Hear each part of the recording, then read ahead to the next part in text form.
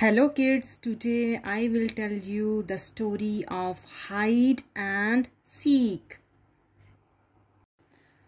James, his sister Sally and Mark, their best friend forever, were bored. They had play all day, but now that it was dark and difficult to see, they had nothing to do. They did not want to go inside and play a game because it was a beautiful springtime night. "I guess I will just go home," Mark said in a sad voice. "Ah, come on," replied James. "We still have time for a game." Then Sally said, "I have an idea. Let's play hide and seek." "I was just going to say that," James said. "Yeah, I will bet," replied his sister. "You always say you were thinking of whatever I think of." She snapped. "Don't," James said in a loud voice. "Do too," yelled Sally. Mark just looked down at the ground and shook his head from side to side. Then he yelled, "Okay, let's play hide and seek. I will be the seeker." Then he yelled, "Okay, let's play hide and seek. I will be the seeker." He turned, faced a big tree, closed his eyes, and started counting out loudly. Sally and Mark stopped arguing, looked at each other, and ran off in different directions to find a hiding place. They could still hear Mark counting, "I come." Then he turned and began looking for places where they could be hiding. Finding Sally was easy. She always ran off and then circled back so she would be close to base, the safe place to get to before being tagged. Mark looked for the biggest tree and ran towards it. But she was not there. So he ran to it and was ready to tag her, but she was not there either. As he turned around, just before he touched James's shoulder, James tagged the base and yelled out, "Safe." "Did you get Sally yet?" James asked. "No," said Mark. "I have not been able to find her." So both boys yelled out, "Come on out, Sally. It's too late." But there was no reply. They yelled again, "Come on, Sally, it's too late." Still there was no reply from Sally. They began to worry and started searching for her. As they walked around the area, they called out, "Sally, come on, we give up. You are safe." Sally didn't answer. It was as if she disappeared. Sally was wondering what had happened. All she could remember was crawling under the big trunk of a fallen tree to hide. Now, as she looked up, she saw several stars through a small hole. She had fallen into a hole when she crawled under the tree trunk. "Help!" she yelled, and heard her voice echo throughout what must have been a cave. "Help! Help! Help!" "Did you hear that, James?" Mark said. Sally just yelled for help. "We can find you," Sally heard her brother's voice. The boys were standing next to the big tree trunk. "Are you stuck under this tree?" Sally replied, "When I crawled under it to hide, I fell into a cave. Please help me, brother."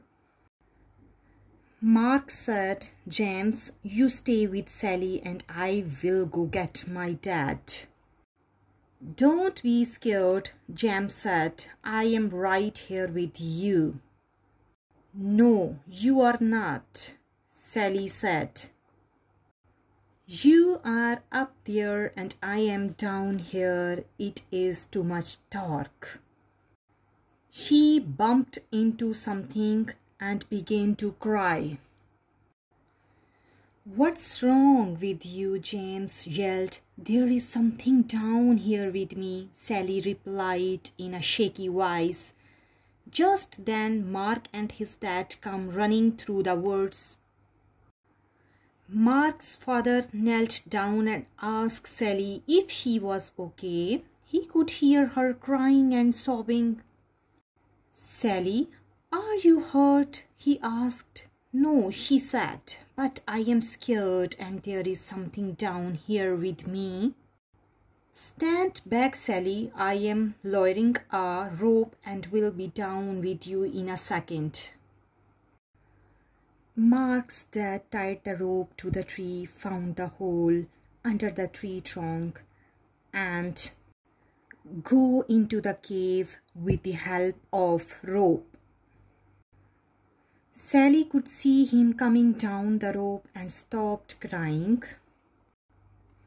As he reached the floor, he shone the light on Sally and gave her a big hug. Don't be frightened. I will have you out of here in no time. Mark, James, there is something down here. I am going to tie it to the rope and I want you to pull it out. Okay. The boys pulled out the object, untied it and let the loose end of the rope fall back into the cave. The cave was not deep and Mark's dad boosted Sally over his head so she could crawl out. He then grabbed the rope and with a little jump was able to grab the opening and pull himself out. Let's go back to my house for a cup of hot tea. I will call your parents so they are not worried. And we will see what treasure Sally found. They carefully peeled off layers of old blankets. They slowly opened it and stared in amazement. Oh my God, I don't believe what I am seeing. The boys and Mark's father just stared. Inside the box were too much jewelry of every color. There were diamonds and golds of all the shapes. They could see several gold coins and strands of pearls. We are rich. Mark's father told them someone could have lost this. Sally said happily, I will share it to everyone. But the Mark's father told them, that's nice, Sally, replied Mark's dad, but the right thing to do is contact the authorities. The next day, the four of them and Sally's mother drove to the police station, explained what had happened, and gave the treasure to the police. They left the police station sadly for investigation. Several weeks passed with no word from the police. Then one evening, Mark's father called James, Sally and their parents. The police just called and I think you should come over right now, he said. I am afraid there is some bad news about the treasure. The police are on their way and will explain everything when you get here. Sally and James didn't say much during the ride to Mark's house. When they arrived at Mark's house, the police were there with the treasure box. As Sally entered, the captain introduced himself and said, "Sally, this is yours. Your parents need to sign some papers, but the box and its contents are yours." Sally, Mark and James with joy and danced around the room. The captain smiled and said, "The treasure is worth more money than you can imagine. And with your newfound wealth comes great responsibility." Sally didn't quite understand what the captain was talking about, and right now it really didn't matter. Mark asked, "Are you going to share?" "Of course," Sally said. "If you and James didn't help me, I might still be there." Several days later, Sally asked everyone over to her house, "I have decided what to do with the money from the treasure after it is sold," she said. "I have decided what to do with the money from the treasure after it is sold," she said. "I am giving to our mom and dad, Mark's mom and dad, James' mom and dad." She calculate and divide it equally. Sally said, "I am also giving it to the local charity, so it can be given to those less fortunate and in need." Her mother and father said it was a caring and responsible thing to do.